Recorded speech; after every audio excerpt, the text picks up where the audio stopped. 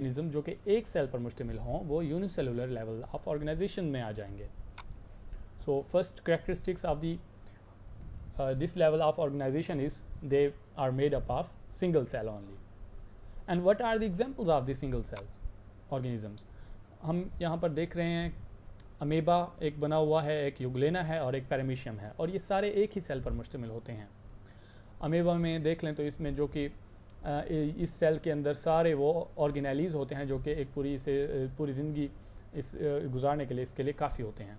इसी तरह एक ही सेल पर ये मुश्तमिल ऑर्गेनिज़म्स, इनमें वो सारे फीचर्स होते हैं जो कि किसी शिकार को पकड़ने के लिए, उसको डाइजेस्ट करने के लिए और वेस्ट मटेरियल को एक्सपेल आउट करने के लिए, सब में वो सारे फीचर्स, वो सारे जो हैं स्ट्रक्चर्स मौजूद होते हैं. और दूसरे नंबर पे अगर हम सिंगल सेल की बात करें तो कॉलोनियल ऑर्गेनिजम्स भी इसी में आ जाते हैं और वो भी इसी ऑर्गेनाइजेशन में आएंगे. कॉलोनियल ऑर्गेनाइजेशन में हम एग्जांपल लेते हैं वॉलवॉक्स कॉलोनी की. ये डायग्राम मैंने आपको दिखाई है वॉलवॉक्स कॉलोनी की. वॉलवॉक्स कॉलोनी में जो वॉलवॉक्सेस होते हैं वो एक दूसरे के करीब रहते हैं और एक इनमें कुछ थोड़ा सा ही कोऑर्डिनेशन होता है और इंटरडिपेंडेंस भी इनमें होती है, लेकिन कम बहुत होती है. इसलिए हम कहते हैं कि they have little interdependence and little coordination. So why they are not included in the multicellular organization, or why they are not taken as a tissue? क्योंकि इनमें जो इंटरडिपेंडेंस है वो कम है और इनमें जो कोऑर्डिनेशन है वो भी कम है. जबकि अगर हम किसी टिश्यू की बात करें तो उनमें जो सेल्स होते हैं वो टोटली एक दूसरे पर डिपेंड करते हैं और वो कोऑर्डिनेशन से काम करते हैं. जबकि अगर देखा जाए तो इनमें जो थोड़ी सी हम कोऑर्डिनेशन की बात करते हैं तो वो कौन सा कोऑर्डिनेशन में होता है कि इनमें कुछ सेल्स होते हैं वो रिप्रोडक्टिव होते हैं, कुछ सेल्स कैप्चरिंग होते हैं, मतलब कि प्रे कैप्चरिंग होते हैं. बस ये थोड़ा सा इनमें कोऑर्डिनेशन होता है. इनमें वो कोऑर्डिनेशन मौजूद नहीं होता जो कि हम टिश्यू लेवल की बात करें या फिर हम किसी मल्टी सेलुलरिटी की बात करें. तो ये था हमारा यूनिसेलुलर लेवल ऑफ ऑर्गेनाइजेशन. तो नेक्स्ट हम देखते हैं हमारा नेक्स्ट ऑर्गेनाइजेशन लेवल जो है वो है डिप्लोब्लास्टिक ऑर्गेनाइजेशन. डिप्लोब्लास्टिक ऑर्गेनाइजेशन में वो ऑर्गेनिजम्स आ जाते हैं जिनकी बॉडी 2 लेयर्स पर मुश्तमिल होती है. Organism that are made up of 2 germ layers. और ये जो वर्ड है ये ग्रीक लैंग्वेज से लिया गया है. Diploos mean 2 folds and blast mean 2 sprout. Sprout का मतलब वैसे तो होता है कोई किसी बर्ड का बनना, किसी बर्ड का बनना या किसी चीज़ का उभर आना बाहर की तरफ. तो इसी तरह यहाँ पर क्योंकि 2 लेयर्स बनती हैं इसलिए हम इसे भी ब्लास्ट में ही स्प्राउट ही कहते हैं, डिप्लोस एंड ब्लास्ट. सबसे पहली लेयर जो है वो कौन सी है? अपर लेयर जो इसमें मौजूद है वो है एक्टोडर्म. ये भी ग्रीक लैंग्वेज से लिया गया है. Ectos mean outside and derm mean skin. 2 word से लिया गया है. और ये मौजूद कहाँ पर होती है? इस डायग्राम में आपको ब्लू कलर में ये जो बाहर वाली लेयर नज़र आ रही है और उसमें सेल्स आपको नज़र आ रहे होंगे. ये जो दरमियान में डॉट्स लगे हुए हैं ये सेल्स के न्यूक्लियस हैं. इसे हम कहते हैं एक्टोडर्म. और जबकि दूसरी लेयर वो होती है एंडोडर्म. ग्रीक लैंग्वेज से ही ये वर्ड लिया गया है. एंडो मीन विद इन और डर्म मीन स्किन. ये हो गई एंडोडर्म. अब इन दोनों लेयर्स के दरमियान एक और चीज़ मौजूद है जो कि ये पिंक कलर में आपको नज़र आ रही है.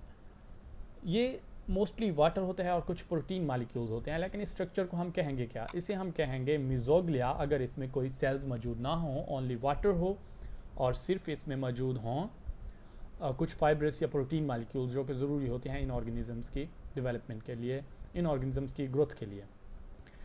और दूसरे नंबर पे आज अगर हम इसे मीज़न कायमा हम कब कहते हैं? इसे मीज़न कायमा हम तब कहेंगे जब ये सेलुलर स्ट्रक्चर हो, जब इसमें मौजूद हों सेल्स. लेकिन मोस्टली ये मिजोग्लिया ही होता है. मीज़न कायमा कुछ ऑर्गेनिज्म में ये मीज़न कायमा भी मौजूद होता है.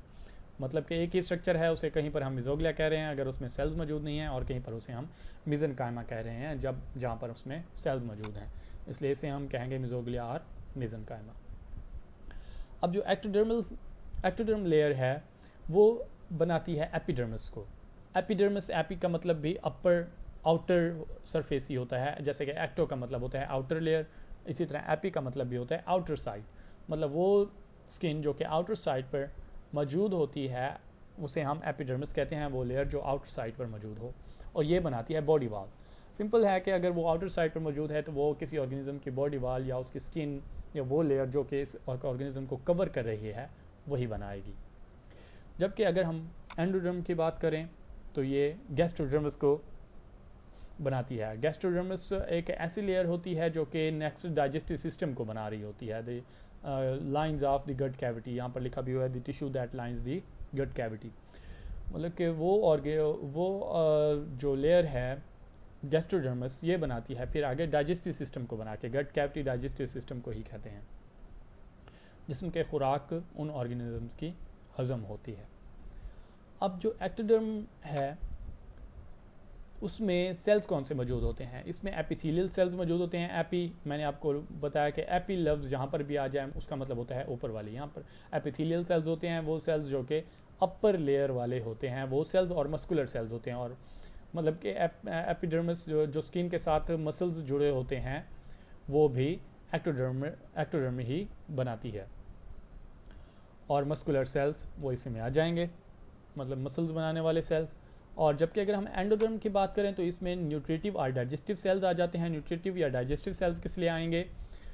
जो खुराक ये ऑर्गेनिजम्स खाते हैं उसको हजम करने के लिए डाइजेस्टिव सेल्स की ज़रूरत होती है जो कि उसकी ब्रेक डाउन कर सकें और उसको हजम कर सकें, तो वो न्यूट्रिटिव या डाइजेस्टिव सेल्स इधर मौजूद होते हैं। जबकि और इसमें इन सेल्स के अलावा मस्कुलर सेल्स भी मौजूद होते हैं जो कि उस डाइजेस्टिव सिस्टम के मसल्स का स्ट्रक्चर बनाते हैं। मतलब एक पेरिस्टाल्सिस हो रही है या दूसरे कोई डाइजेशन के लिहाज से वो जो, और मतलब कि वो जो डाइजेशन के लिहाज से और सेल्स की ज़रूरत है या डाइजेशन के लिहाज से वो पेरिस्टाल्सिस की ज़रूरत है, उसको कैरी आउट करने के लिए मसल्स की ज़रूरत होती है, तो वो जो है मस्कुलर सेल्स बनाते हैं।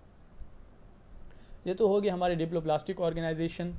वो ऑर्गेनिजम्स जो कि दो लेयर्स पर मुश्तमिल होते हैं उन्हें डिप्लोप्लास्टिक ऑर्गेनाइजेशन में रखा जाता है। और इसमें कौन से ऑर्गेनिजम्स आ जाते हैं? फाइलम टीनोफोरा और फाइलम निडेरिया के ऑर्गेनिजम्स इसमें आ जाते हैं।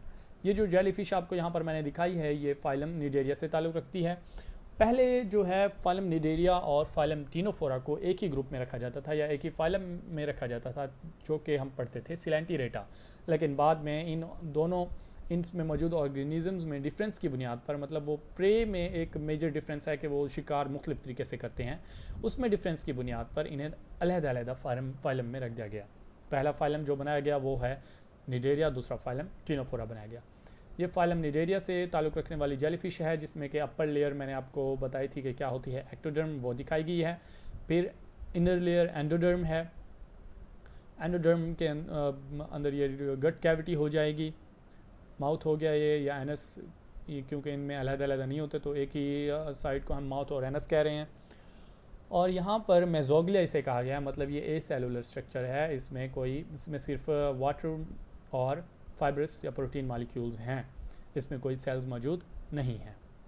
तो आज का जो हमारा टॉपिक डिप्लोप्लास्टिक ऑर्गेनाइजेशन तक था वो हुआ ख़त्म। नेक्स्ट हमारा जो लेक्चर होगा वो होगा ट्रिप्लोप्लास्टिक ऑर्गेनाइजेशन के ऊपर, मतलब वो ऑर्गेनिज्म जो जिनमें 3 लेयर्स मौजूद होती हैं। ट्राई मतलब 3, ट्रिप्लो। अब आपके जहन में कोई क्वेश्चन है तो वो आप इधर कमेंट में पूछ सकते हैं।